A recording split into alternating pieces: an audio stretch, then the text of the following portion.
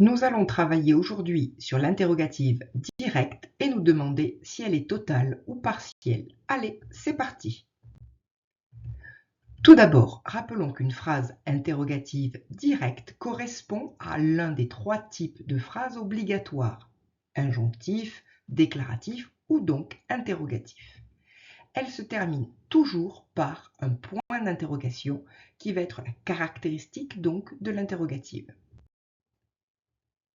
Il existe deux types d'interrogatives directes, les interrogatives donc dites totales et les interrogatives dites partielles. Nous allons maintenant voir à quoi elles correspondent. Tout d'abord, l'interrogative totale se caractérise car elle porte sur la totalité de l'énoncé. On peut donc répondre à la question par un adverbe phrase comme oui ou non. Par ailleurs, l'intonation de la voix va mettre en valeur la fin de la question. Prenons donc un exemple avec cet extrait d'On ne badine pas avec l'amour de Musset. Ici, Perdiccand demande « Veux-tu mon bras pour faire un tour dans le village ?» Nous observons que cette question se termine par un point d'interrogation. Nous observons que Camille répond non à l'intégralité de cette question. Non, elle ne veut pas faire un tour dans le village au bras de Perdiccand. Nous observons enfin que l'intonation met en valeur les groupes nominaux qui sont à la fin de la question.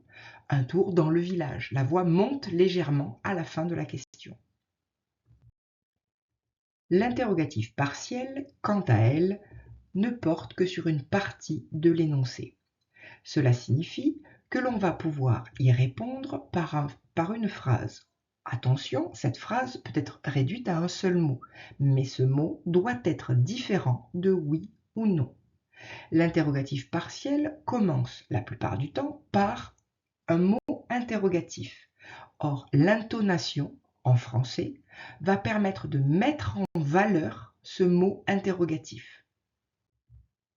Prenons donc un exemple dans les liaisons dangereuses de Laclos. Quand m'avez-vous vu m'écarter des règles que je me suis prescrites et manquer à mes principes? Nous observons, toujours comme dans tout interrogatif direct, la présence d'un point d'interrogation à la fin, et ici la présence donc d'un mot interrogatif qui ouvre la question. Or, l'intonation met en valeur ce mot interrogatif. Il s'agit bien de montrer à celui à qui je destine ma question que ma question porte sur une question de temporalité. Ici, la réponse attendue est un mot, mais un mot phrase autre que oui ou non. Il s'agit du mot jamais. Une interrogative partielle peut être ouverte par différents mots interrogatifs, comme des pronoms, par exemple qui, le, que ou lequel, des déterminants, comme quel ou combien de, et nous voyons que quel va s'accorder en genre et en nombre avec le nom qui va le suivre, ou enfin par des adverbes comme quand, combien, pourquoi ou comment. Prenons un exemple avec ces trois phrases simples. Qui est venu? Quelle couleur as-tu choisi? Et quand viens-tu?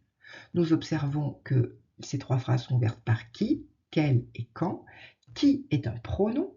On pourrait demander l'homme est-il venu? Donc le remplacer par un nom, un groupe nominal. Quelle couleur as-tu choisi? On voit que quel est un déterminant puisqu'il varie en genre et en nombre. Il est ici féminin pluriel pour s'accorder à couleur.